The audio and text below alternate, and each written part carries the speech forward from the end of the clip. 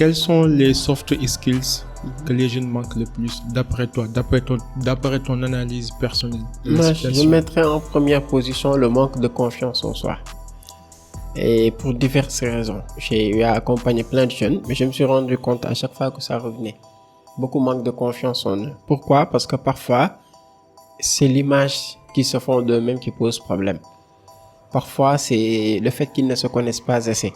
Parce qu'on est dans une société dans laquelle les gens ne te laissent pas le temps de te connaître vraiment comme il faut. C'est-à-dire que quand tu es enfant, tu écoutes les parents, tu vas à l'école, tu écoutes le maître, la maîtresse, tu grandis, tu écoutes ton patron, tu écoutes ton mari, ton oncle, etc. Mais les gens ne prennent parfois pas le temps de s'écouter. Ouais. Donc c'est le fait de s'écouter qui permet de se découvrir et de savoir réellement qui on est.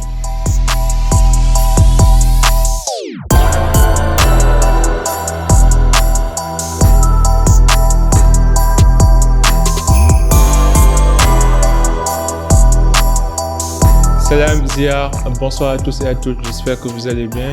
Je suis your boy Habib Sall aka Serigne Modou Sall. Bienvenue au Cercle d'Influence Podcast, votre cercle qui s'inspire à inspirer avant d'expirer. Donc aujourd'hui, nous recevons Cheikh Ahmed Tidiane Niaye, qui est un coach en art oratoire, un coach en développement personnel, le fondateur du cabinet Yakar et quelqu'un qui œuvre pour la formation des jeunes dans les domaines du leadership, de la communication et du marketing. Cheikh Ahmed, bienvenue au cercle. Merci beaucoup Habib, c'est vraiment un réel plaisir d'être dans ce cercle-là. Merci pour l'invitation. Je suis enchanté, je suis honoré, franchement. Merci beaucoup. On parlait un petit peu en off par rapport à tout ce que tu fais. Effectivement. Pour les gens qui nous écoutent, est-ce que tu peux nous décrire brièvement ton parcours qui est Cheikh Ahmed Tidiane?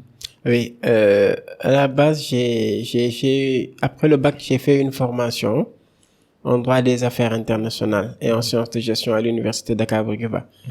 Bon, j'ai eu mon master 2 dans le domaine du droit et après ça, j'ai versé côté professionnel. Dans la communication comme consultant, j'ai fait un peu de tout, quoi. J'ai fait du journalisme, de la communication, du coaching. Et après, j'ai décidé de verser carrément dans le domaine de la communication, de la formation et du coaching.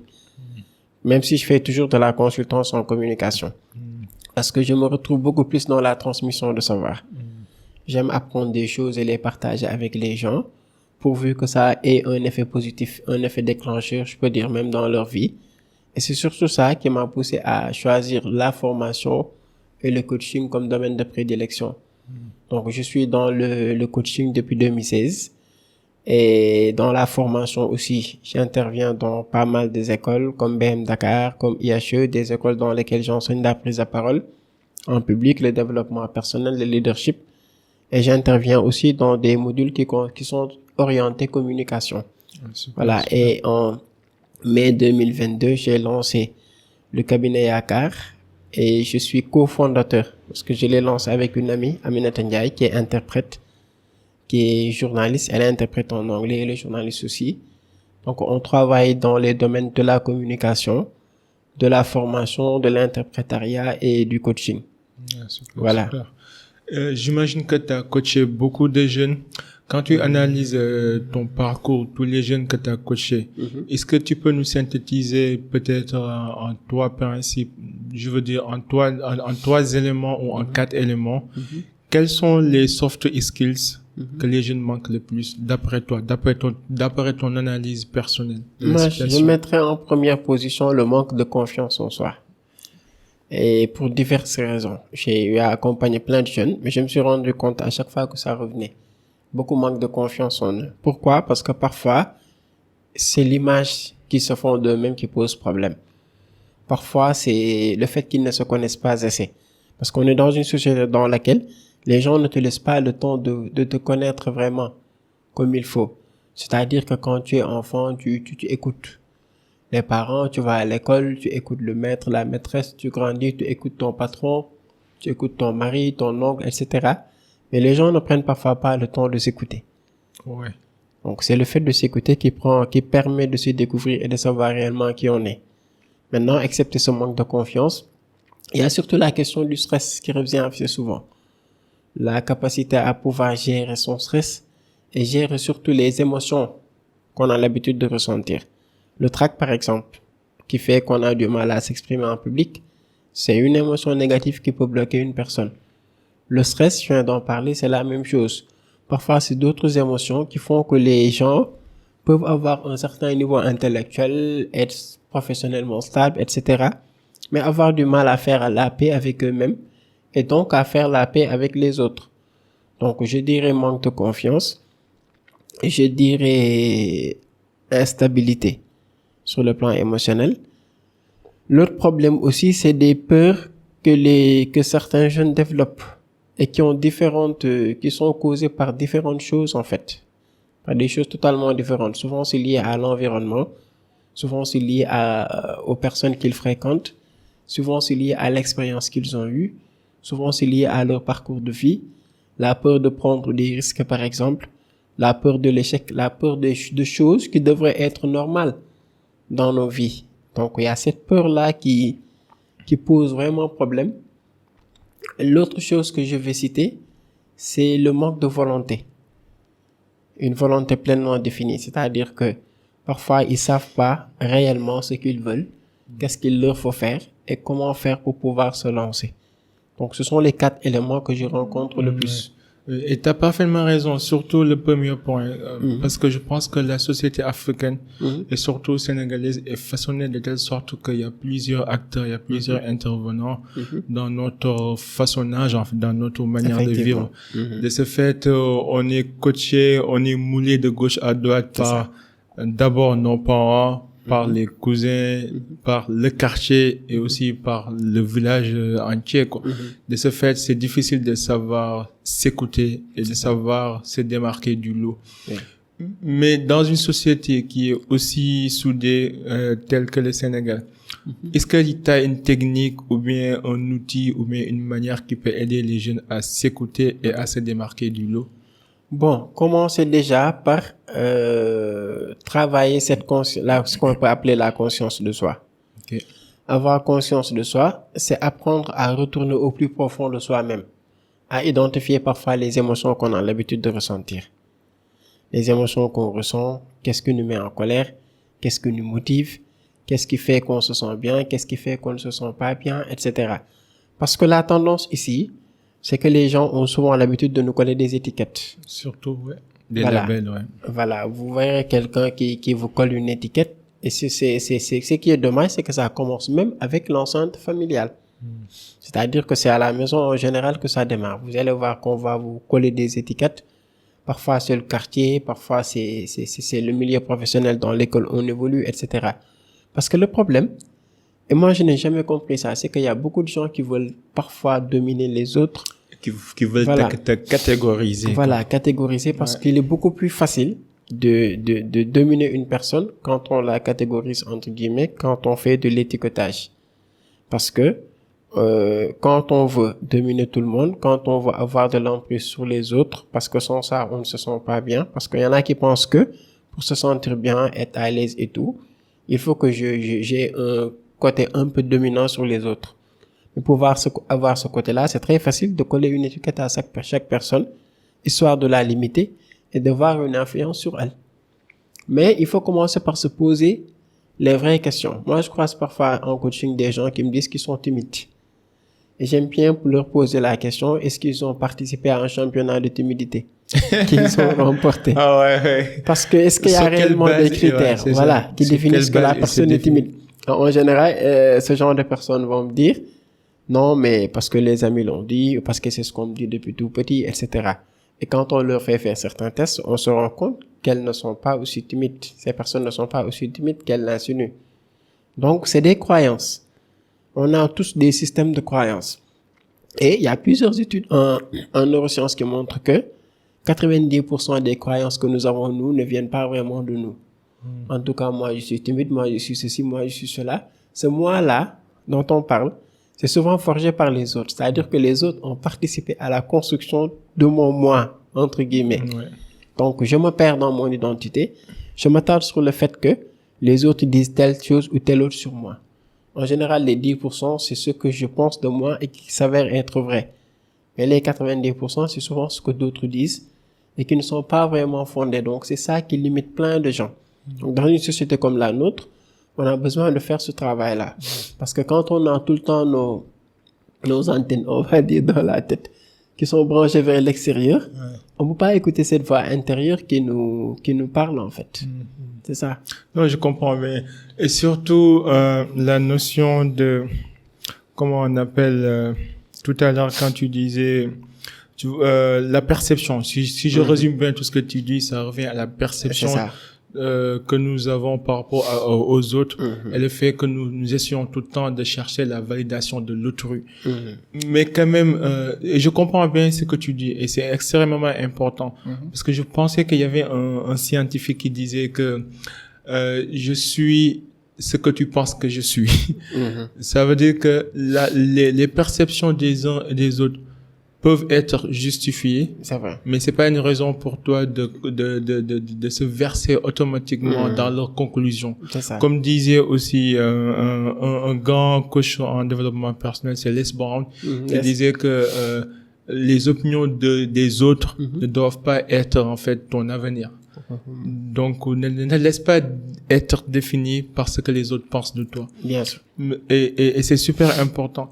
Mais comment on fait? Parce que, par exemple, je pense que pour créer son identité, pour trouver son identité, il est très important de s'inspirer du passé, de s'inspirer de son environnement et sur la base de toutes ces informations collectées, de savoir, en fait, de savoir arriver à une conclusion. C'est comme la religion, par exemple. Beaucoup de nous sommes des musulmans par obligation ou par naissance.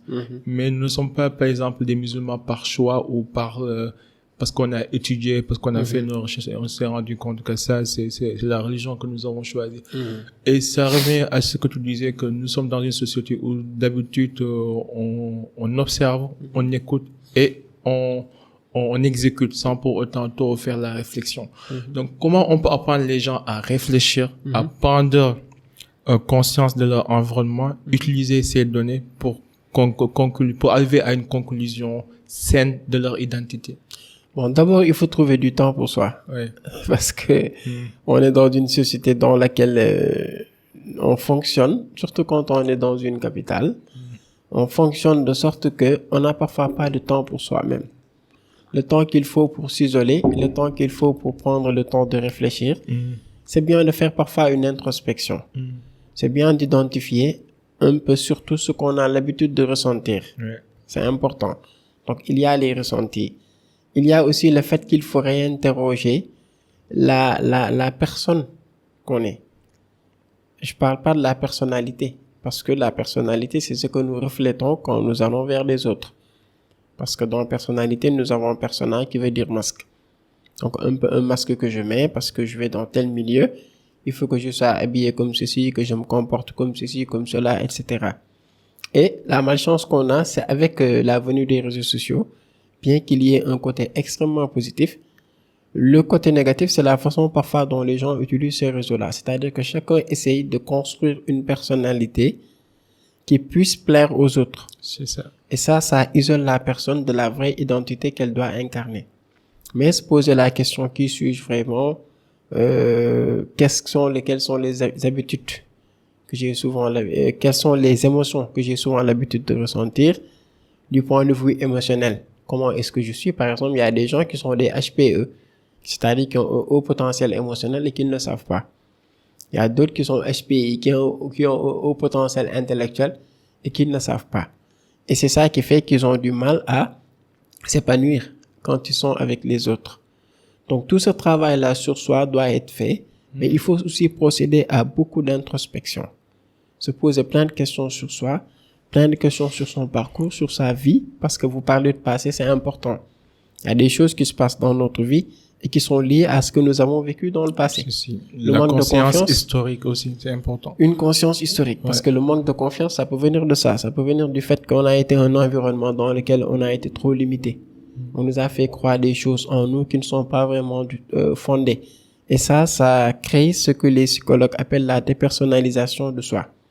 C'est comme si on s'éloigne de sa vraie identité pour incarner quelque chose qui ne colle pas vraiment Ou bien Et quand on le fait, imposteur syndrome aussi. Effectivement. Le syndrome d'imposteur aussi. le syndrome de l'imposteur. Voilà. Ça revient à la même chose. Exactement, parce que c'est justement ça le syndrome de l'imposteur. Ouais. On n'a jamais l'impression d'être à la Soi-même. place qu'il faut, être la personne qu'il faut, etc. Et le malheur, c'est que, quel que soit ce qu'on réalise dans la vie, quel que soit ce qu'on a comme richesse, comme connaissance, comme diplôme, comme parcours, etc., on pourra réussir ça et on pourra relever un défi, le défi de plaire aux autres, le défi d'être exactement comme les autres veulent que je sois. Mais le problème qui se pose, c'est qu'on ne se sentira jamais bien au plus profond de soi-même. Et c'est justement ça qui va faire défaut. Donc, c'est pour ça qu'il faut vraiment faire ce travail d'introspection-là. Ouais, je suis parfaitement d'accord. Mais en même temps, je pitié de cette génération Z. La génération Z, c'est parce que si tu, en fait, étudies l'histoire, on avait la génération X, à l'ère pré-industrielle qui croyait à la valeur du travail, l'acharnement, l'obédience, la famille nucléaire. Ensuite, on a eu la génération Y qui a connu la révolution de l'internet. Même avant, par exemple, en 1980, dans les années 90, on n'avait pas les réseaux sociaux. Certes, on avait de l'internet, mais on avait aussi une certaine émergence industrielle, mais ça s'est limité sur les moyens de communication, ça s'est limité sur le téléphone, l'internet comme moteur de recherche. On n'avait pas les réseaux sociaux. Donc ça a démarré à partir des années 2003, 2004, 2005. Donc la génération Z, la génération qui est née après les années 2000 et qui vit dans l'époque des réseaux sociaux, je pitié d'eux, parce que j'ai l'impression qu'ils ont une vraie crise identitaire. C'est normal. C'est normal aussi. Parce que ils sont ce qu'on appelle les millennials. C'est-à-dire les gens qui sont nés avec l'avènement des réseaux sociaux, d'internet et tout, quoi. Mais tu c'est penses des que gens c'est normal? qui sont plus dans le paraître. Tu penses que c'est normal? Cette crise identitaire. Bon, vas-y, développe, je te laisse continuer. Bon, d'un côté, je trouve que c'est normal. Okay. Parce que je sais pas si Albert Einstein était né en 2000. Ouais, c'est vrai. Est-ce qu'il aurait vraiment fait sa bombe atomique et ces formules-là? Mais le problème, c'est que c'est une génération qui se focalise beaucoup plus sur le paraître. Ils sont plus dans le paraître que dans l'être. Le tape à l'œil. Voilà. Dans le paraître, ils sont beaucoup plus dans le fait de refléter une certaine personnalité. Bon, c'est normal. En fait, moi, je condamne pas vraiment cette génération, mais je trouve qu'elle a quand même besoin d'aide, en fait. Ouais. Moi, je pense qu'on doit revenir à la source. C'est comme les progressistes. Je pense que cette époque, les gens sont en train de faire tout pour rendre vétustes, rendre obsolètes les valeurs traditionnelles, les valeurs universelles qui ont transcendé de génération en génération. Par exemple, le respect, l'intégrité, la loyauté, l'honnêteté, même la transparence, même l'authenticité. Maintenant, c'est une valeur rare, en fait. Très rare. Très rare. Donc, je comprends un peu, en fait. Peut-être, bon, je comprends si vous êtes né après les années 2000 et que vous vivez dans une famille où vous êtes libre et que vous avez le droit d'utiliser les réseaux sociaux du matin au soir. Mais quel est le rôle des parents dans ça? Je pense que les parents aussi, ils ont un rôle. Ça, c'est sûr. Ouais, ils ont un rôle à jouer. Revenons un peu au stress, à la gestion émotionnelle. Parce que je vous ai vu tout à l'heure un petit peu faire une petite comparaison entre le quotient intellectuel et le quotient émotionnel. Entre les deux, est-ce que tu peux développer qu'est-ce qui est le plus important et est-ce qu'on peut réunir les deux à la fois? Bon, les deux sont importants, parce que nous avons dans notre cerveau le cortex préfrontal. Donc, la partie qui raisonne, analyse, etc. et qui doit fonctionner comme il faut. Et qui est lié au quotient intellectuel. Mais nous avons aussi le cerveau limbique, la partie qui génère les émotions. Le problème qui se pose, c'est que il faut qu'il y ait un certain équilibre entre les deux. Parce qu'il y a des gens, moi j'ai fait ce constat, surtout après la période de Covid. J'ai eu à accompagner des professionnels, je me suis rendu compte que il y a des gens qui étaient tellement stressés par le changement, la situation, la pandémie, etc., malgré leur quotient intellectuel très élevé, ils avaient tout appris, ils n'arrivaient pas à être performants en entreprise. Pourquoi? Parce qu'ils avaient un quotient émotionnel très faible. J'en ai vu d'autres qui avaient appris moins, qui étaient moins expérimentés et même moins diplômés, mais qui avaient un quotient émotionnel très développé et un quotient intellectuel un peu faible, mais qui ont quand même pu se tirer d'affaire. Des entrepreneurs, des cadres, parfois même des étudiants. On a besoin d'équilibrer les deux, mais le problème qui se pose, Et c'est pas que le Sénégal, hein, c'est presque un peu partout. On est dans un système dans lequel on promeut beaucoup plus tout ce qui tend vers le quotient intellectuel. Oui. On est beaucoup plus dans les hard skills. Oui. On apprend des choses, on les assimile, on a des connaissances, des compétences, des diplômes, etc. Mais il suffit qu'on ait nos diplômes, tout, qu'on rentre en entreprise, qu'il y ait un conflit, une situation qui nous est inconnue, pour qu'on verse tout de suite dans le stress.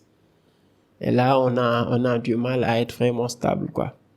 Donc, c'est pour ça que tout ce qui peut permettre de développer son quotient émotionnel doit être vraiment mis en avant dans nos systèmes éducatifs. Je suis d'accord. Voilà, c'est souvent ça qui nous manque. Tu es enfant, on te montre les fleurs, on te montre les avions, on te montre les chiffres et les lettres, on t'apprend des choses qui sont extérieures à toi. Ouais. Mais on ne t'apprend pas à retourner au plus profond de toi-même, à essayer de savoir ce que tu ressens. Est-ce que tu peux placer un mot, dire que je ressens telle émotion? Qu'est-ce qui l'a déclenché? Qu'est-ce qui pourrait stabiliser ça, etc. Ce travail-là, on ne nous a pas appris à le faire, malheureusement.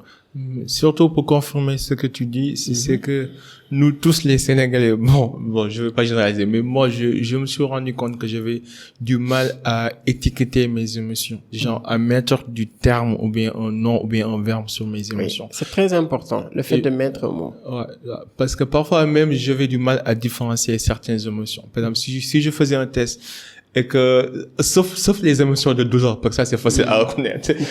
Si on te pince une aiguille, tu vas le sentir, tu vas dire que tu sens la douleur. Mais concernant les émotions positives, par exemple, c'est difficile de les différencier. Par exemple, la gaieté, la joyeuseté, la tristesse, l'anxiété, la dépression.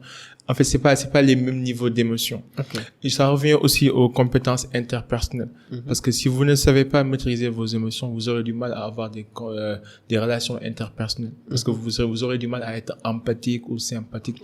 Est-ce que tu peux revenir sur les relations entre quotient émotionnel et les compétences interpersonnelles et comment c'est important dans la vie réelle de tous les jours? Oui, c'est important parce que quand on n'arrive pas, je le disais tout à l'heure, comme on dit en Wolof, c'est exactement ça. Voilà, quand on n'arrive pas à se stabiliser soi-même, on pourra pas être en accord avec les autres. Parce que pour être émotionnellement, développer son quotient émotionnel, il faut être émotionnellement stable. Pour être émotionnellement stable, il faut avoir de l'intelligence émotionnelle. Surtout. Ouais. Et pour avoir de l'intelligence émotionnelle, il faut se connaître. Il faut se maîtriser. Il faut aussi avoir de l'empathie. La conscience de soi. Voilà, cette conscience de soi, cette maîtrise de soi, cette empathie et cette aptitude sociale. Donc, les personnes qui ne se sentent pas bien, elles deviennent même toxiques, à la limite, pour les autres. Si. Mais quand vous sentez que vous êtes émotionnellement stable, les autres voudront toujours votre présence, ils voudront toujours se confier à vous, ils voudront toujours être avec vous. Parce que vous dégagez tout le temps des ondes positives, inconsciemment, sans même le savoir. C'est ça. Donc, c'est pour ça qu'il faut qu'il y ait ce lien-là. Maintenant, dans le rapport avec les autres, tout ce qui est conflit, tout ce qui est problème avec les autres, etc. C'est vrai que les expériences viennent, les faits viennent, les situations viennent, mais elles viennent toujours, elles ne viennent pas seules, elles viennent tout le temps avec un lot d'émotions. C'est pour ça qu'on parle d'émotions. E comme énergie, émotion comme mouvement. Donc, une énergie qu'on ressent quand on est en mouvement. Par exemple, je suis en train de discuter avec un collègue, tout à coup, je me rends compte que il vient de dire quelque chose que je considère comme un manque de respect. Et tout de suite, je ressens l'énergie, je ressens que c'est une émotion. Je dois avoir conscience de ça, l'accueillir, identifier surtout ce qui l'a déclenché et essayer de savoir ce que c'est réellement comme émotion. Est-ce que c'est de la frustration, de la colère, tout ça. Donc, c'est un travail à faire sur soi, d'un côté, mais c'est un travail qui consiste aussi à tenir compte du relationnel avec les autres. Donc, il faut forcément ces deux dimensions-là pour se tirer d'affaire. Oui. Et j'ai remarqué que aussi les femmes, je pense que sont plus outillées biologiquement parlant quand il s'agit de lire les émotions des uns et des autres. Je pense que, bon, je suis pas un scientifique, hein, mais de mon point de vue, je pense que les femmes, leur cerveau limbique est plus outillé que le nôtre. Parce que même dans certaines situations, tu vois, une femme peut lire les émotions, peut anticiper sur certaines choses, ou peut même voir, en fait, le non-dit, quoi. Et vous pouvez revenir. Alors que nous, les hommes, parfois, tant qu'on n'est pas arrivé à la ligne finale, on peut ne pas comprendre ce qui se passe réellement. On est plus physique les hommes. Enfin, parfois on se bat alors on ne sait même pas pourquoi on se bat. Et en même temps, ce que tu disais, c'est par rapport à la gestion émotionnelle. Parce que je fais un peu de la boxe et de la jiu-jitsu, mais quand tu viens, la première chose qu'on t'apprend, c'est que c'est la gestion émotionnelle. C'est genre, le plus grand combat de ta vie, c'est le combat que tu vas éviter. Effectivement. Donc, tu apprends à te battre, pas pour sortir et battre avec les autres, mais pour pouvoir contrôler tes émotions. Comme ça, quand tu te retrouves dans des situations difficiles, tu essaies de gérer, tu essaies de négocier, mais tu vas jamais mettre la main sur qui que ce soit. C'est vrai. Donc, tout est basé sur le respect et la gestion émotionnelle. Et la maîtrise. Et je pense que les gens doivent savoir que la vie, c'est un jeu, quoi. C'est pour ça que j'aime les e-sports, en fait, parce que les e-sports, c'est des terrains qui t'enseignent la vie pratique de tous les jours. Est-ce que tu peux donner des conseils pour les jeunes sur comment gérer leurs émotions? Exemple, imagine un jeune qui nous écoute, un étudiant, un élève, quelqu'un qui apprend à la vie, qui grandit, mais qui a du mal à gérer ses émotions. Est-ce que tu as des conseils, des principes, des outils? Oui, parce que la finalité, c'est d'essayer d'incarner cette maîtrise de soi-là dont on parle, parce que c'est important. Vous donnez l'exemple du domaine du sport. Moi, j'ai appris la même chose, parce que quand j'avais 22 ans, j'avais voulu faire des arts martiaux. Pourquoi? Parce qu'un ami m'avait dit, bon, Dakar commence à devenir dangereux. Il faut qu'on apprenne à se défendre. On est allé faire de l'aïkido pendant des années, mais bizarrement, ce qu'on nous a appris tout au début, c'était que ce qu'on nous apprenait, c'était pas pour aller se battre. C'est ça. C'était pour faire preuve de maîtrise. Donc, c'est cette maîtrise de soi-là qui est la base de la stabilité émotionnelle. Mais le premier conseil que je donnerais, c'est de travailler d'abord ce qu'on appelle l'agilité émotionnelle. Okay. Ça a été théorisé par une auteure du nom de Suzanne David, une américaine. Elle nous enseigne que l'agilité émotionnelle, c'est le fait déjà d'identifier les facteurs déclencheurs des émotions. Parce que si je sais pas que à chaque fois que je vais au coin du quartier boire du thé, c'est là-bas qu'on fait des choses qui font que je m'énerve. Si je n'identifie pas ça, je retourne là-bas tous les jours, je reviens tout le temps en colère, etc. Donc, c'est bien de savoir réellement qu'est-ce qui déclenche les émotions. Où est-ce que ça se déclenche?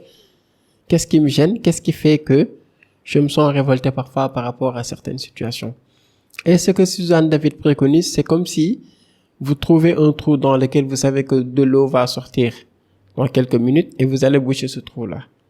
C'est-à-dire que vous identifiez le fait qui est là et qui peut plus tard créer une émotion et vous trouvez une solution par rapport à ça.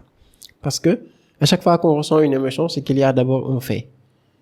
Quelque chose qui se passe. Et par exemple, j'ai un collègue qui vient le matin qui me salue pas. Qui passe devant moi, qui fait comme s'il ne m'a pas vu. C'est un fait. Ouais.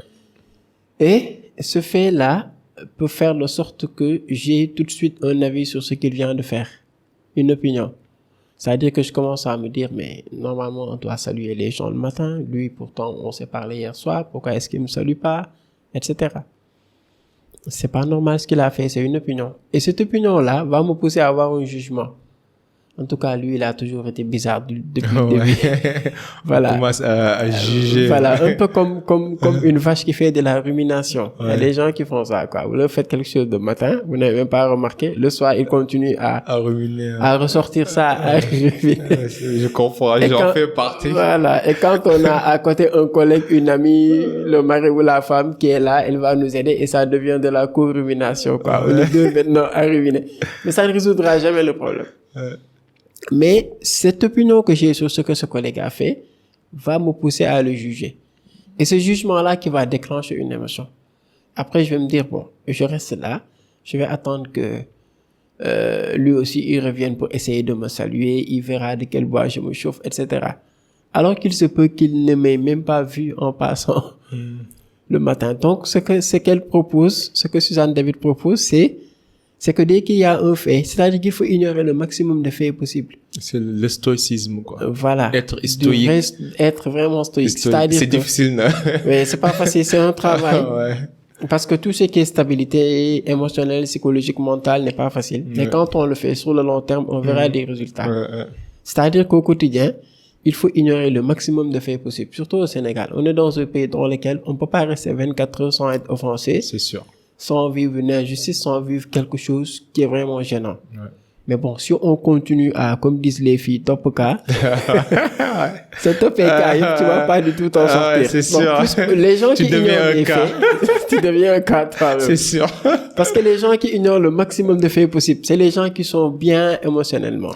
Pareil. Mais ceux qui sont dans les détails, qui négligent rien, qui disent pourquoi ceci, pourquoi cela, c'est eux qui viennent tout le temps vous dire, le dit ou def, le dit ou wax. Et ça pose problème. Non, je suis parfaitement d'accord. Je pense que c'est ça le principe du stoïcisme. Ouais, c'est très proche du stoïcisme. Ouais, c'est ça. C'est de réagir au minimum par rapport aux émotions et par rapport aux réactions extérieures, en fait. C'est ça. Et je pense qu'il y a un grand stoïque qui s'appelle Sénèque. Bon, en anglais, c'est Seneca. Et, c'est ça. Il a pas mal de citations qu'on lui attribue. Mais je pense qu'il a aussi écrit pas mal de livres d'extraits autour du stoïcisme. Même, il y a aussi un autre auteur américain dont j'ai oublié le nom qui a écrit aussi sur le stoïcisme. Mais en fait, le principe, c'est que contrôlez-vous et mettez-vous dans la peau de l'autre et soyez empathique, soyez sympathique et essayez de réagir le moins possible. C'est vrai. Je pense que si vous faites ça, vous allez avoir une vie donc un peu stable quand même. Même si c'est pas facile dans une société comme la nôtre, mais elle est importante cette agilité émotionnelle-là. Il y a aussi une autre théorie qu'on appelle la contagion émotionnelle, qui a été théorisée par un auteur du nom de Christopher Hack. C'est important ce qu'il dit aussi, parce que les émotions, on se les contamine, hein, comme le Covid-19. Vous allez voir quelqu'un qui se lève du mauvais pied, qui vient au bureau pour rien, il vous crie dessus, alors que vous étiez bien le matin. Dès qu'il vous a crié dessus, il vous a transmis sa mauvaise humeur. Vous prenez cette émotion négative-là, vous criez sur un autre collègue, ce collègue-là rentre à la maison, va crier sur madame va frapper les enfants. Ça crée un effet domino. Ouais. Exactement. Donc, laissez les autres avec leurs émotions. Et même si c'est pas facile, il faut toujours prendre du recul et laisser la personne avec son émotion. Il se passe quelque chose, c'est bien d'essayer de comprendre ce que la personne ressent, mais s'attarder un peu aussi sur les faits plutôt que sur le fait de vouloir à tout prix s'énerver parce que l'autre aussi s'est énervé ou parce que l'autre aussi vient de subir une injustice, elle est en colère, moi aussi je dois l'être. Ça ne règle pas le problème parce que c'est un peu comme ce qu'on nous raconte dans le triangle dramatique. Le triangle dramatique qui a été théorisé par Karpman. Donc, dans le triangle dramatique, on explique que quand il y a un conflit, il y a toujours un persécuteur, une victime et un sauveur. Ouais. Mais on se rend compte que dans plusieurs conflits, moi personnellement, on m'expose des conflits, mais souvent je me rends compte que c'est pas des il y a un ou des persécuteurs, il y a une ou plusieurs victimes, mais il n'y a pas de sauveur. Okay. C'est-à-dire que même celui qui doit jouer le rôle de sauveur, il va venir se victimiser lui aussi. Parce qu'il est en colère, il dit pourquoi est-ce qu'on fait ça à Habib, il est là, c'est l'homme le plus sérieux, pourquoi on le fait ceci, cela. Il va se victimiser. Est-ce que quelqu'un doit se réclamer sauveur? Mais est-ce qu'on peut avoir un cas où il n'y a pas de sauveur? Il faut en tout cas que quelqu'un s'improvise. C'est nécessaire. Ouais. Il faut que ce profil vienne. Ouais. Ce profil vienne. Je vais vous donner un exemple que j'ai vu un jour. Ouais. J'ai vu quelqu'un qui a vu sa femme sortir avec leur fille, faire quelques courses et revenir. Après, sa femme lui a dit, ta fille là, elle a fait des bêtises, elle est mal éduquée, il faut trouver une solution, il faut régler ce problème-là. Donc, en ce moment-là, on considère que le gars doit jouer un rôle de sauveur. La fille est persécutrice, la mère est victime. Quand il est allé frapper l'enfant, maintenant l'enfant pleure, c'est l'enfant qui devient victime. Ouais. C'est le gars qui devient persécuteur. Ouais. Sa femme vient lui dire, je voulais pas que tu la frappes. Hein? Tu sais pas comment éduquer les enfants. La situation se retourne. Se retourne. Ouais. Maintenant, c'est le gars qui est victime, c'est la femme qui fait. Et ça peut continuer comme ça jusqu'à l'éternité. Ça peut durer une éternité. Comment on peut casser ce cycle? En n'inversant pas les rôles. Okay. Quand il y a un conflit, je suis là, il y a Habib, il y a un autre. Je reste sauveur, en fait. Mais dès que je me victimise, comme la victime, le problème ne se règle pas. Être sauveur, c'est à peu près être leader, quoi. Oui, être leader, être surtout celui qui va jouer un rôle de relais, qui va essayer de comprendre ce qui se passe et ce que ressent la victime, c'est important, un peu d'empathie.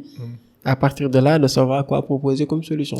Et tout cela pour revenir au simple fait que la vie n'est pas simple. Elle n'est pas simple. L'être humain est complexe. Elle est l'œuvre et nos de l'être. émotions La vie parfois, c'est ça dépend. Et nos émotions parfois nous font changer des humeurs de gauche à droite. Exactement. Et c'est normal, ça fait partie de l'expérience humaine en fait. C'est très normal. C'est très normal. Mais après, c'est important aussi d'avoir des principes de vie ou bien des outils que tu peux utiliser quand tu te retrouves dans certaines situations. Par exemple, moi, l'un de mes principes, c'est que je hais les conflits. Moi, j'aime pas les conflits. Non, mais il faut Moi, jamais aimer les conflits. je suis pas du genre à travailler avec quelqu'un et ne pas le saluer ou bien à garder des choses il faut jamais dans le faire ça. corps ou bien à être fâché carrément contre quelqu'un. Non. Si on a un problème, je veux qu'on règle ça tout de suite. Mais c'est Et la on même n'avance chose. pas. C'est Et ça. parfois, pour les gens qui aiment prendre le temps de digérer, de réfléchir, cette technique peut ne pas marcher avec eux.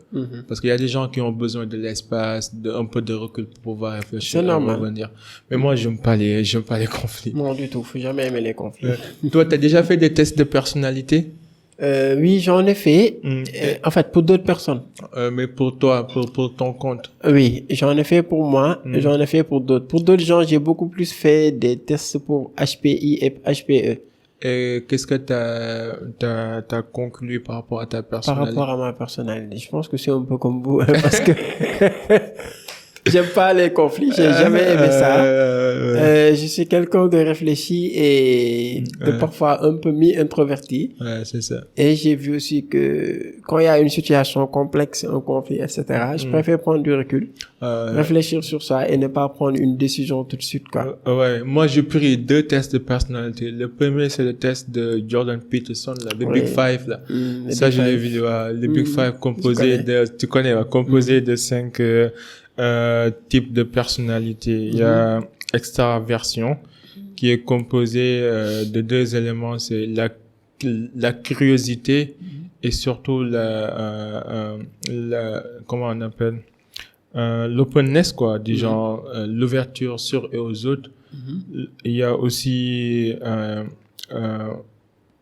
créativité, quoi. Okay. Les gens qui sont C'est créatifs, c'est très important. Il y a aussi les gens qui sont introvertis, extravertis et les neurotiques, le névrosisme, c'est les gens qui sont souvent neurotiques, qui sont neurotiques. L'autre test, c'est le test de Ray Dalio. Je ne sais pas si vous connaissez Ray Dalio. Oui, il a écrit un livre sur les principes de vie. Et dans ce livre, il y a plusieurs archétypes de personnalité. Par exemple, des orchestrateurs, des planificateurs, des organisateurs. Moi, je suis plutôt orchestrateur, planificateur et surtout exécutant. En fait. Moi, je suis prêt à faire tout pour avoir le résultat. C'est bien.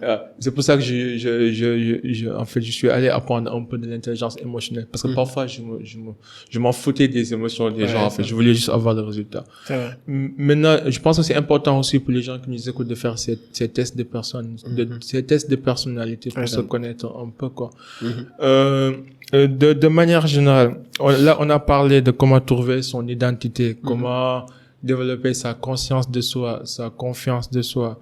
On a parlé aussi de la perception. Maintenant, revenons à l'expression individuelle. Je pense qu'une fois que vous avez développé votre conscience de soi, votre confiance en soi, je pense que vous êtes prêt à prendre parole ou bien à exprimer vos émotions. C'est vrai. Maintenant, quelle est la meilleure manière de prendre parole, d'exprimer ses émotions, d'articuler ses mots et de réfléchir? Bon, ça dépend du cadre. Vous parlez de prise de parole en général. En général, ouais. Ça dépend du cadre parce que les situations peuvent changer. Et quand on est dans une communication interpersonnelle, par exemple, en face à face ou une émission, un entretien, il y a une différence. Quand on est dans une réunion, la communication, elle est simultanée. C'est la communication de groupe, c'est différent. Quand on s'exprime en public et qu'on est le seul à parler, souvent c'est là que ça devient un peu complexe. Mais il faut d'abord identifier les émotions qui font qu'on est un peu bloqué. C'est-à-dire que pour certains, ça peut être du trac. Pour d'autres, ça peut être de la peur. Pour d'autres, ça peut être du stress. C'est des émotions différentes en fait. Par exemple, si je me prépare à une prise de parole et que durant la phase préparatoire, les jours précédents, etc., je me sens pas bien, c'est que je suis stressé. Si j'arrive le jour J et qu'avant la prise de parole, je suis vraiment perturbé, c'est que j'ai peur. Si j'ai commencé à m'exprimer et que je tremble, je suis en sueur, je me sens pas bien, c'est que c'est du trac. Donc, il faut d'abord identifier ce qui ne va pas avant de songer à penser à certaines techniques. Il faut aussi travailler sa communication verbale et surtout non verbale. L'autre aspect qu'on oublie souvent. Voilà. Le paraverbal, le verbal, le non verbal. Et le problème des gens en général, c'est surtout le verbal et le non verbal. Bon, côté verbal, en général, c'est un souci de langue pour certains. Pour d'autres, bon, rarement, hein, mais parfois on va voir que c'est la personne qui ne maîtrise pas trop son sujet. Mais c'est beaucoup plus lié à des soucis de langue. Le souci de maîtrise de la langue, etc. Comme parce nous, que, là, avec Wolof. le Wolof. Dañuy dégg Wolof de mais Wolof bi dañuy dugal ay mots français. C'est ça. Personne ne parle Wolof au Sénégal. Avec le français. C'est beaucoup plus compliqué avec le français. Hein. Là, les gens apprennent la langue française, sont à l'école pendant 10, 15, 20 ans. Ils ont toujours du mal à dire ce qu'ils veulent dire correctement. En français, c'est compliqué. Ça, Voilà. comparé à l'anglais, ouais, Voilà. c'est super compliqué. C'est ça. Les gens ont du mal à s'habituer. C'est souvent le problème, surtout c'est chez les jeunes. Mais comment faire aussi un contenu de discours très attractif, un contenu qui puisse qui puisse pousser les gens à vraiment vous écouter. C'est important. C'est important, ouais. Maintenant, il y a l'aspect non verbal, c'est-à-dire le langage corporel. Voilà. Quel regard avoir, comment se tenir, quelle posture debout ou assise, quel geste faire, quel geste ne pas faire, etc. Donc, c'est tout un processus. Vous verrez qu'il y a des gens, par exemple, il y a des gens que j'accompagne et qui sont déjà habitués à parler en public, mais qui veulent quand même renforcer leur langage verbal ou non verbal. Vous verrez d'autres qui sont pas du tout habitués, mais qui ont le trac, qui veulent savoir comment gérer ça. Donc, il faut identifier réellement le problème qui se pose chez la personne avant de penser à proposer des solutions. Mais le langage corporel, c'est super important. Je pense que aussi c'est quelque chose qui est en relation avec la culture. Par exemple, moi, quand j'étais petit, je fais l'Égypte. Et quand, en fait, je faisais des cours d'anglais, on m'apprenait de regarder les gens droit dans les yeux. Je suis revenu au Sénégal, j'ai appliqué le même principe. Mais parfois, je me retrouvais dans des situations où les filles pensaient que j'étais intéressé. Et c'est normal. Alors qu'en réalité, j'essayais de me montrer cordial, respectueux. C'est normal. Tu vois un peu. Donc, c'est important de prendre en compte l'aspect culture, en fait. Par exemple, dans certaines cultures, par exemple, au Sénégal, c'est pas recommandé de regarder les gens droit dans les yeux quand vous parlez avec surtout un de vos aînés ou avec quelqu'un qui a le même âge que vos parents, par exemple. Parce que justement, il y a même une dimension culturelle dans le domaine de la communication. Au Sénégal, vous ne pourrez pas trop regarder les gens dans les yeux. Ça, j'ai appris ça. En France, si vous regardez pas la personne, c'est un manque de respect. En lui parlant, c'est un manque de respect. C'est un manque de confiance. Surtout. Enfin, on dira même que vous ne dites pas la vérité. Ou vous êtes timide. Vous êtes timide. Quand vous parlez à un arabe et que vous ne le regardez pas, pour lui, c'est un manque de respect. Quand vous parlez à un asiatique, un chinois par exemple, et que vous le regardez, c'est rare qu'il va considérer comme un manque de respect. C'est ça. Et même les Chinois, ils saluent personne. C'est une question de culture. Même les Chinois, ils saluent personne. Quand vous saluez un Chinois, il va pas vous répondre. Il va vous dire, mais le mec là, il est fou, quoi. Ils n'ont pas l'habitude de se saluer. C'est une question de culture. De culture. Non, la vie est une comédie. Pour les gens qui réfléchissent, quoi. C'est une comédie. Je pense que c'est Sénèque qui disait que la vie est une comédie pour les gens qui réfléchissent et une tragédie pour les gens qui ressentent. Effectivement. C'est tout à fait vrai. Disons que c'est de la comédie humaine. C'est de la comédie humaine, quoi. Maintenant, au-delà de l'expression individuelle, quelles sont les limites et les contraintes dans ton métier actuel de formation, de leadership, de coaching? Bon, au début, le principal souci, c'est que les gens ne connaissaient pas assez. Après, ils ont découvert que c'était quelque chose d'intéressant, mais ils se disaient, bon, parler par exemple, on va considérer que c'est quelque chose de naturel, on parle depuis tout petit. Est-ce qu'on a vraiment besoin d'apprendre à parler? C'est les questions que les gens se posaient. Est-ce que j'ai besoin d'aller dire à un coach que je ressens telles émotions, que j'ai tel problème en couple, en entreprise, etc. Faire de la thérapie, quoi. Voilà, une forme de thérapie. Au début, les gens étaient un peu réticents, Mais je me rends compte durant ces 2-3 dernières années que les gens commencent à comprendre réellement l'importance du coaching. Donc ça, c'est-à-dire que c'était un problème qui s'était posé au début. Les gens pensaient qu'ils n'avaient pas vraiment besoin de ça. Après, moi j'en ai parlé à des gens, ils trouvaient que bon, ils sont habitués à parler, ils sont habitués à gérer certaines situations, ils n'en ont pas vraiment besoin. Mais après, quand ils ont vécu certaines difficultés, ils ont senti la nécessité de parler à quelqu'un qui puisse les accompagner. Au début, c'était ça.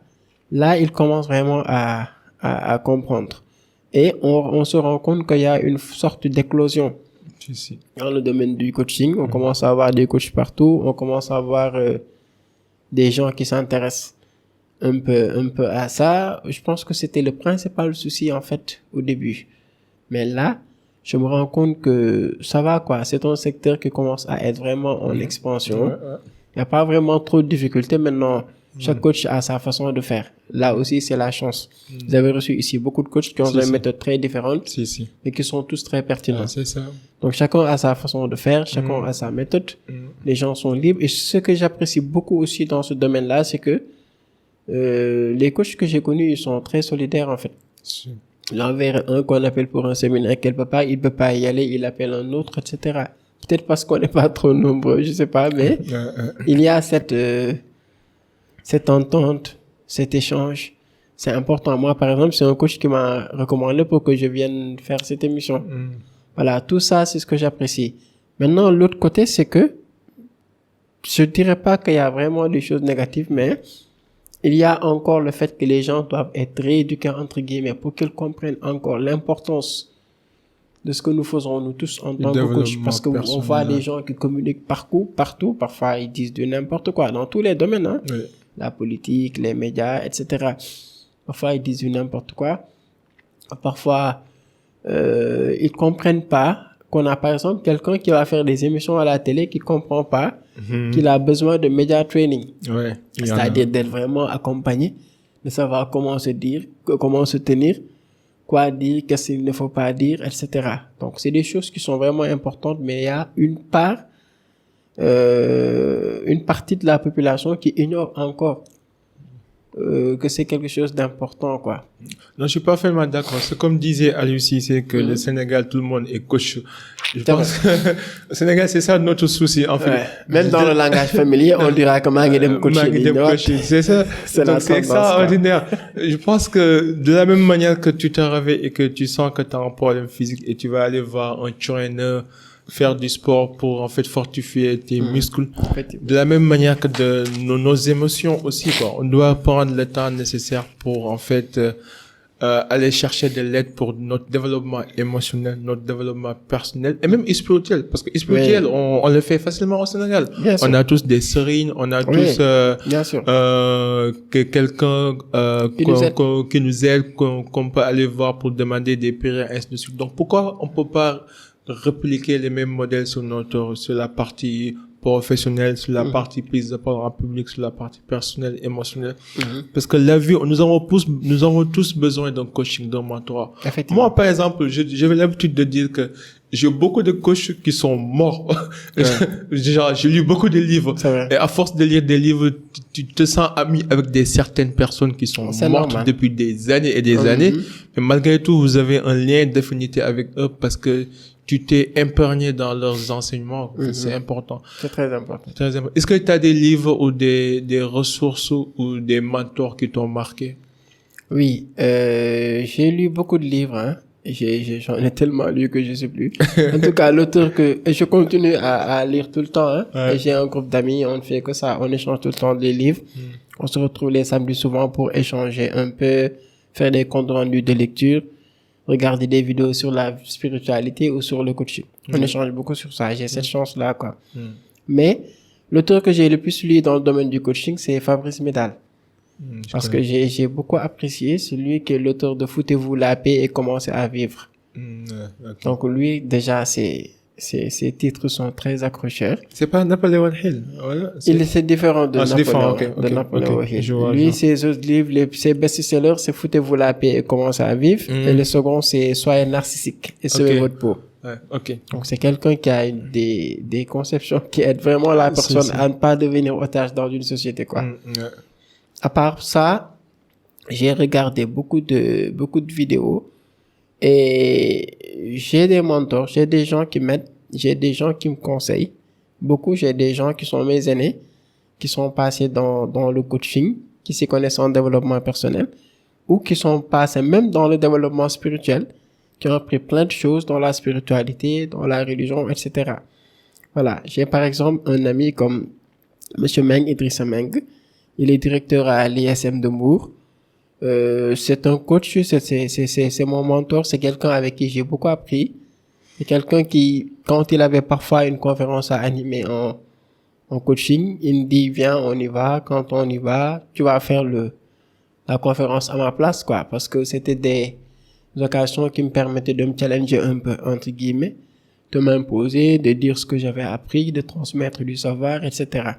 Donc, c'est quelqu'un avec qui j'échange beaucoup. J'ai aussi d'autres personnes avec qui j'échange et qui m'aident vraiment à avancer, quoi. Est-ce que tu as connu un échec particulier qui t'a marqué dans ta vie? J'ai connu beaucoup d'échecs, hein. Bon, ils ne m'ont pas marqué parce que moi, je les transforme, en fait. C'est-à-dire que moi, je trouve rien de péjoratif dans le mot échec. Ouais. C'est-à-dire que quand je vais faire un séminaire d'entrepreneuriat, je dis souvent aux gens qui sont sur place que je viens pour vous aider à échouer le plus rapidement possible, quoi. Ouais. C'est-à-dire à se lancer dans une chose, à faire le maximum d'erreurs, à tirer des leçons positives de ces erreurs et de ces expériences-là, à injecter ça dans une autre chose qui va réussir. Donc, moi, je trouve pas trop de problèmes par rapport à ça. J'ai connu beaucoup d'échecs en tant qu'entrepreneur. J'ai créé beaucoup de startups au début qui sont tombées à l'eau. Moi, je dis que l'échec, c'est mon meilleur ami. Ah oui, mais c'est vrai, ça ne m'a mais j'espère que ça va pas continuer comme ça. C'est vrai que la première fois, ça a été difficile. J'aimerais vraiment changer d'amis, là, actuellement. J'en ai marre de toi, mon échec. C'est vrai qu'au début, c'était difficile, mais après, j'ai appris tellement de leçons de tout ça. Par exemple, j'ai fait beaucoup de choses dans des domaines qui n'ont pas marché. Après, je me suis dit, ce que j'ai fait dans ce domaine-là, je vais essayer d'utiliser cette expérience et de le transmettre à d'autres. C'est ça qui m'a poussé à faire de la formation. C'est pas qui m'a poussé à faire du coaching, etc. Donc, c'était une trajectoire par laquelle je devais forcément passer pour vraiment trouver mon chemin, quoi. Super. Et quel est le meilleur conseil qu'on t'a donné? Je dirais que j'en ai tellement reçu des conseils. Ça va dépendre des... Donne-moi un. Ça va dépendre qui t'a vraiment marqué. Ça va dépendre des domaines, en fait. Mais, il y a une citation que j'aime bien, parce que je la tiens de mon homonyme, Serigne Cheikh Tidiane Sy, quand il dit que la réussite, elle n'est l'apanage d'aucune civilisation. Elle n'est l'apanage ni la dextérité d'aucune civilisation ou d'aucune race. Donc, ce qui compte, c'est la volonté de réussir, basée sur des méthodes que nous devons adopter. Parce que la réussite, c'est pas une affaire. C'est pas pour les Occidentaux, c'est pas pour les Asiatiques. C'est comme le savoir. Ça n'a pas de barrière, quoi. Il n'y a aucune ni barrière. Ni de race, ni de couleur, ni d'ethnie, ni de religion. Voilà. Aucune frontière pour réussir. Mérite, ouais. Voilà. Il faut aucune frontière pour réussir. Il faut juste il y a des principes qu'il faut appliquer pour réussir. C'est ce que beaucoup ont fait, c'est ce que des nations, des gens, des pays, etc. ont fait. C'est ce qu'il faut faire individuellement pour se tirer d'affaire. Si on ne le fait pas, qui qu'on soit, on sera toujours là à regarder la vie qui passe devant nous et surtout à vieillir avec des regrets. Et j'ai croisé en tant que coach beaucoup de gens qui ont pris de l'âge et qui ont vieilli avec des regrets. Des gens qui se sont dit qu'à 20 ans, ils pouvaient peindre des tableaux, par exemple. À 25 ans, ils pouvaient faire de la musique. À 30 ans, ils pouvaient développer des sites internet, etc. Ils pouvaient jouer au sport. Mais pourquoi est-ce qu'ils ont mis ça de côté? Parce qu'ils se sont pas écoutés. Ils ont écouté les autres. Ils ont laissé de côté des talents inouïs, des choses vraiment extraordinaires qu'ils pouvaient réaliser. Ils arrivent à un stade où ils se disent, ils deviennent frustrés. Donc, ils se disent qu'ils pouvaient vraiment faire quelque chose, quoi. Et ça, je ne le souhaite à aucun jeune. C'est pour ça qu'il faut être un aventurier. Mieux vaut tester plein de choses, échouer, apprendre. De toute façon, il y aura des choses qui réussiront. Plus tard, on aura ressenti la satisfaction d'avoir rempli son devoir. Et comme disait Einstein, on aura tous ce qu'on aura mérité. Effectivement. Le pire conseil qu'on t'a donné, si t'en as un. Un conseil... Le pire. Bon, les pires conseils, heureusement on les oublie. Ok. Bon, moi, je pense que les pires conseils que j'ai eus, je les ai eus en tant qu'étudiant. Ouais. Parce que bizarrement, je me rappelle encore de conseils que j'ai recevais d'enseignants, du primaire, du lycée, etc. et qui m'ont servi à vraiment construire ma vie. Mais en tant qu'étudiant, je sais même plus d'où ça venait. Il y avait souvent certaines formules, des choses qu'on disait et parfois même dans notre société, hein, dans la société traditionnelle, on a forgé de ces slogans en Wolof qui limitent des gens et qui parfois ne veulent absolument rien dire. C'est ce que je disais à un ami l'autre jour, c'est qu'on doit apprendre à désapprendre. Effectivement. Ça, c'est ce que je suis en train de faire les prochaines années là. J'ai beaucoup de choses à désapprendre. Non, il le faut absolument. Il y a certaines choses, il faut les mettre de côté parce qu'il y a tellement de choses qu'on m'avait dit, surtout quand je devenais entrepreneur et qui m'ont pas servi à grand chose.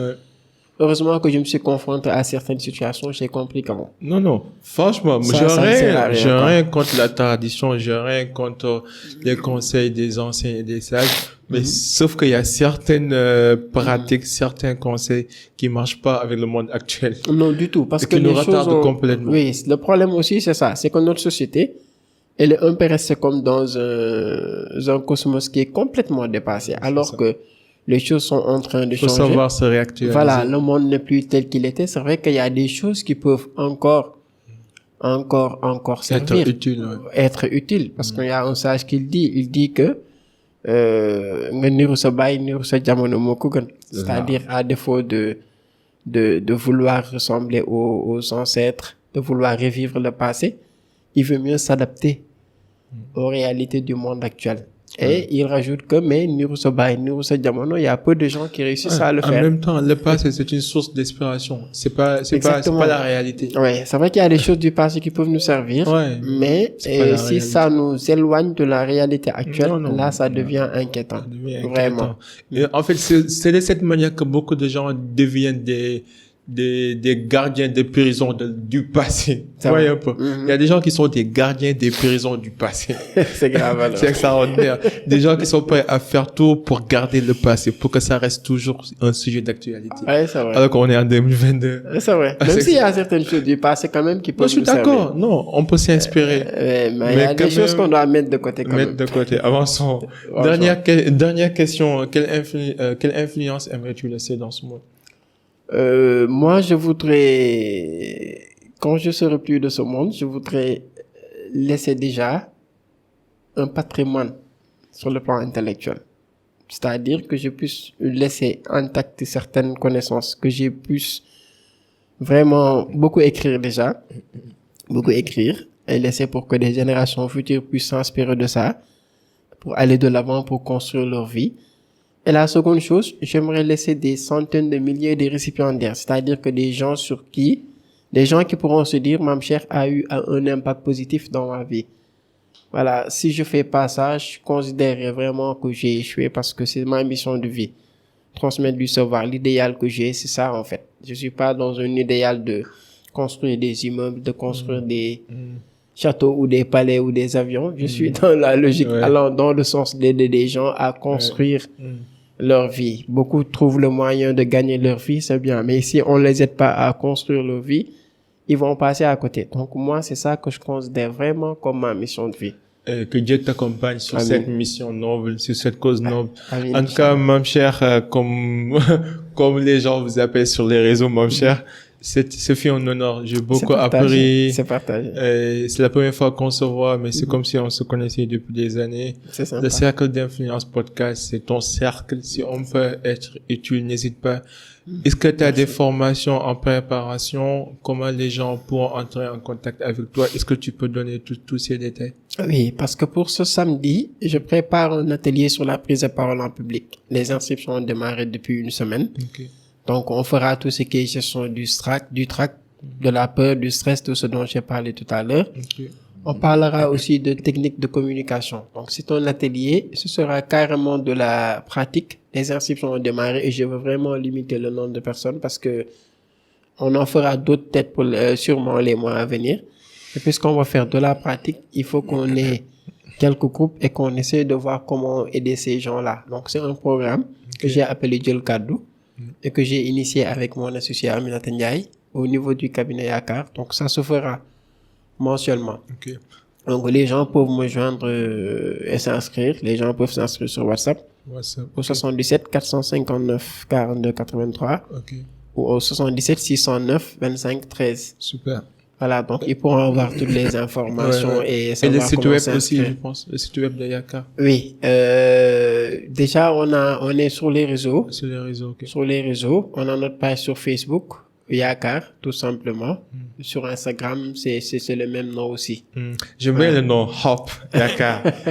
Espoir. Ouais, c'est ça. Que devenons-nous sans espoir? Absolument, yeah. Je suis content. En tout cas, merci. Mais j'ai vu un rubrique sur tes pages. C'est quoi votre relation là? Oui, le rubrique c'est des amis. Mais aussi. Clashman là. Ouais, c'est des amis. Je suis un fan aussi. Je respecte. J'apprécie. C'est des amis, c'est des gens aussi que j'ai accompagnés en coaching. Ah, super. Avec eux, j'ai relevé beaucoup de défis. Ouais. En stabilité émotionnelle, en prise de parole, en média training. Donc, c'est des gens qui j'ai travaillé. On continue à travailler aussi bien pour leur communication, leur image, que pour j'ai vu coaching. qu'ils communiquent bien, et l'autre là. Ils sont bien. Bon, au départ, ils étaient quand même bien en communication. J'ai juste apporté ma touche personnelle. Mais moi, quand je les ai entendus parler, c'est ce que je me suis dit. Je me suis dit, ils ont dû être bien formés, quoi. Ouais, c'est ça. Bon, ils étaient bien quand même au début. Et j'ai quand même apporté ma touche personnelle et j'ai vu que ça va mieux. Parce que la vie d'artiste, c'est aussi ça, hein. C'est des scènes, c'est des concerts sur des stades, on s'expose aux gens. On a souvent besoin de cet accompagnement-là, quoi. Mais c'est des gens qui m'ont beaucoup apporté, qui ont confiance en moi, qui m'appuient aussi sur tout ce que je fais, quoi, et je les salue de passage. On les salue de passage, et mais arrêtez vos clashs là. Je leur ferai suivre l'émission, quoi. Moi, je suis un fan, en tout cas, big up, que Dieu les accompagne. Merci. En tout cas, merci, Mam Cher. C'est fait un honneur. Merci. Donc, on va mettre toutes les références dans les show notes, que ce soit ses contacts, le site web, les références, les ID des réseaux sociaux, tout dans les show notes comme d'habitude. Et n'hésitez pas à contacter Mam Cher si vous avez des besoins de vous améliorer sur la prise de parole, sur la confiance en soi, le leadership, le développement personnel. C'était le Cercle d'Influence Podcast. Comme d'hab, ici, on s'inspire avant d'expirer. À la prochaine. En attendant, soyez unique, soyez légendaire. Peace and love. We out. Bye.